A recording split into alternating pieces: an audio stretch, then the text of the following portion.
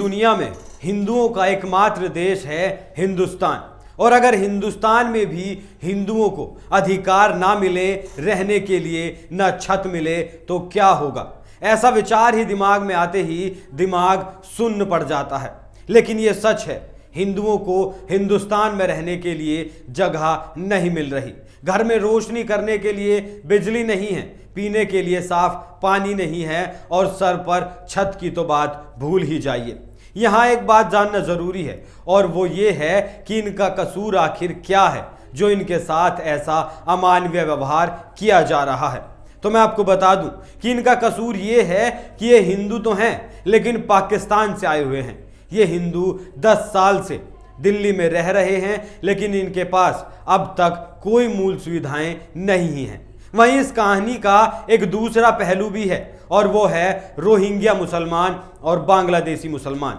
दिल्ली की केजरीवाल सरकार इन विदेशी मुसलमानों को हर सुविधा दे रही है, पक्के मकान भी दिए गए हैं, और सीएए के खिलाफ जो हिंसा भड़की थी उसमें ये भी शामिल थे, और इनके सरपरस्त भी शामिल थे। जिस जहांगीरपुरी में हनुमान जयंती के मौके पर जो हिंसा भड़की थी, उस पूरी जहांगीरपुरी में बांग्लादेशी मुसलमान ही रहते हैं, और ऐसे रहते हैं कि मजाल उनके सामने कोई बोल जाए, जबकि वो अवैध तरीके से इस देश में रहते हैं।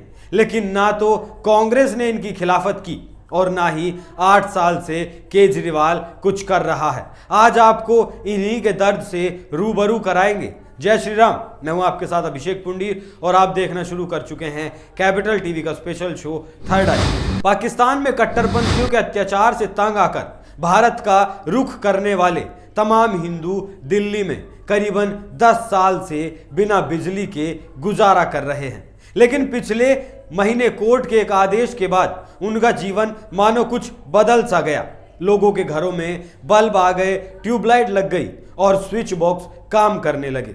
टाइम्स ऑफ इंडिया की एक रिपोर्ट के मुताबिक 1 दशक से लगभग 900 लोग मजलिस पार्क मेट्रो स्टेशन के पीछे एक खुले बड़े मैदान में नरकीय जीवन जीने को मजबूर हैं, जहां कोई बुनियादी सुविधाएं नहीं थी। दिल्ली हाई कोर्ट ने 10 नवंबर 2022 को शहर में बिजली वितरण करने वाली Tata power Delhi distribution limited को 1 महीने के भीतर शरणार्थियों के सभी घरों में बिजली की आपूर्ति करने का आदेश दिया था। सुनवाई के दौरान जस्टिस सतीश शर्मा और जस्टिस सुब्रमण्यम प्रसाद की खंडपीठ ने कहा था, बिजली की आपूर्ति ना करवाना बुनियादी जरूरतों से इनकार करने जैसा है। जब इस इलाके का दौरा किया गया तो उस दौरान पाया गया कि यहाँ के लोगों ने बिजली की आपूर्ति होने के बाद राहत की सांस ली है। पाकिस्तान के सिंध प्रांत के मूल निवासी 47 साल के गुलाब दास ने कहा, हम वैध तरीके से बुनियादी सुविधाओं की मांग कर रहे हैं, इसलिए संघर्ष लंबा चलेगा। कुछ साल पहले सौर पैनल लगाए गए थे, लेकिन वो एक कमरे को भी रोशन नहीं कर सकते थे। शिविरों में, घरों में बल्ब, ट्यूबलाइट और स्विच बॉक्स अब देखे जा सकते हैं। 30 साल की सुनहरी ने अपनी पीड़ा को बताते हुए कहा, हमारा बड़ा परिवार है, हमारे लिए इतने लंबे वक्त तक अंधेरे में रहना बेहद दर्दनाक था, खासकर हमारे बच्चों के लिए। अब आकर हमारा दर्द कुछ कम हुआ है, हम भी अपने घरों में बिजली आने का इंतजार कर रहे हैं। साल 2013 में बड़ी संख्या में पाकिस्तान में रहने वाले हिंदू भारत चले आए थे।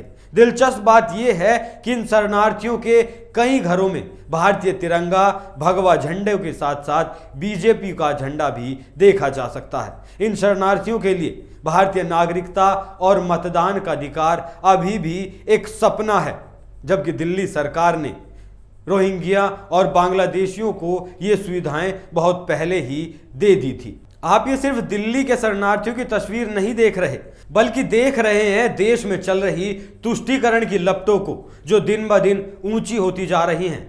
जिस रफ्तार से ये बढ़ रही हैं, उससे तो नहीं लगता कि वो दिन दूर है जब हिंदुओं को इसकी भारी कीमत चुकानी पड़ेगी। हिंदुओं के देश में हिंदुओं की तस्वीर काफी दर्द पैदा करती है। अब आगे सुनिए।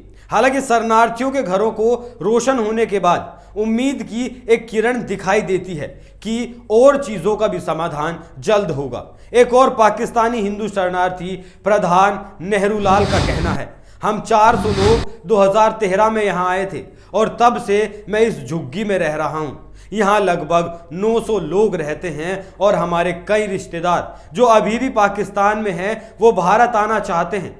हमें बिजली की आपूर्ति के लिए काफ़ी लंबा संघर्ष करना पड़ा और इसी तरह बाकी मुद्दे भी हैं। धीरे धीरे चीज़ें बदलेंगी और शायद एक दिन हमें सरकार के समर्थन से भारतीय नागरिकता भी मिल जाएगी। नेहरूलाल की इस बात से समझ आता है कि ये अब तक कानूनी तौर पर लड़ रहे थे और आगे भी कानूनी तौर पर ही लड़ेंगे, भले ही वक्त कितना भी लगे। यहाँ मोदी सरकार से भी एक सवाल पूछा जाना चाहिए। भले ही इन 10 सालों में दिल्ली में बीजेपी की सरकार नहीं रही, लेकिन एमसीडी को बीजेपी देखती थी, तो क्या पिछले 8 सालों में मोदी जी भी इनकी ओर अपना ध्यान नहीं लगा पाए? क्योंकि ऐसा तो हो नहीं सकता कि मोदी जी को इनकी जानकारी ना रही हो। जब सीएए लागू कर चुके हैं तो क्या अब तक इन्हें इस देश का नागरिक क्यों नहीं बनाया गया? बातें तो बहुत आई थी बीजेपी की तरफ से भी, लेकिन कम से कम अब तो इन लोगों पर ध्यान दिया जाए। पाकिस्तानी हिंदू शरणार्थी शिविरों में धीरे धीरे हो रहे बदलावों से काफी खुश नजर आए। हालांकि पानी की आपूर्ति, जल निकासी और सड़कों की स्थिति अभी भी यहाँ बेहद खराब है। क्लस्टर के अंदर एक छोटी सी दुकान चलाने वाले 70 साल के रामचंद्र कहते हैं, 10 साल से हमारी हालत ऐसी ही है और हम अंधेरे में रहने की आदत डाल चुके हैं। सौर पैनल कुछ राहत लेकर आए थे, लेकिन उतनी नहीं जितनी की हमें जरूरत थी। पानी की आपूर्ति, खुली नालियों और उचित सड़कों की कमी जैसे बाकी मुद्दे हमें आज भी परेशान करते हैं। इतनी कठिनाइयों के बावजूद पाकिस्तानी हिंदू भारत को अपना घर कहने में बहुत गर्व महसूस करते हैं। वो पाकिस्तान में अपना सब कुछ छोड़कर भारत आए हैं एक बेहतर जीवन की तलाश में। उन्हें उम्मीद है कि वो यहाँ बिजली की तरह अपने और अधिकार भी हासिल करेंगे। बिल्कुल करेंगे, क्योंकि ये उनका भी हक है। गांधी जी बंटवारे के वक्त अगर सिर्फ मुस्लिम प्रेम ना किए होते तो आज का हिंदुस्तान बेहतर होता, एक शांति प्रिय देश होता, ना कि हिंदू मुस्लिम की आग में जल रहा होता। एक सवाल तमाम भ्रष्टाचार के आरोप झेल रही आम आदमी पार्टी के अरविंद केजरीवाल से भी है। जब आपको रोहिंग्या दिख गए, बांग्लादेशी दिख गए, तो इन हिंदुओं को देखने के लिए आपकी आंखें क्यों बंद हो गई? केजरीवाल ने देश में तुष्टीकरण की जो तस्वीर पेश की है वो खौफनाक है और केजरीवाल के इरादों को साफ करने वाली है। 8 साल हो गए केजरीवाल को दिल्ली को बेवकूफ बनाते बनाते। वक्फ बोर्ड को 101 करोड़ रुपए दे दिए, लेकिन 10-20 करोड़ रुपए लगाकर इन लोगों को मूलभूत सुविधाएं मुहैया नहीं करवाई गई। क्यों केजरीवाल जी? देश की जनता इस खोखलेपन के राज को जानना चाहती है। केजरीवाल से पहले कांग्रेस की सरकार थी, तब भी हालात वही थे और आज भी हालात वही हैं। इन हिंदू परिवारों के हालात नहीं बदले। अगर कुछ बदला है तो सरकार और उनके भ्रष्टाचार करने के तरीके।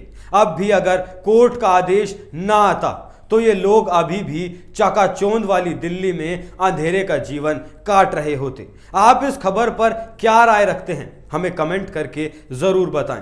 थर्ड आई में आज के लिए इतना ही। कल फिर मुलाकात होगी एक नए मुद्दे के साथ। तब तक देखते रहिए कैपिटल टीवी। नमस्कार।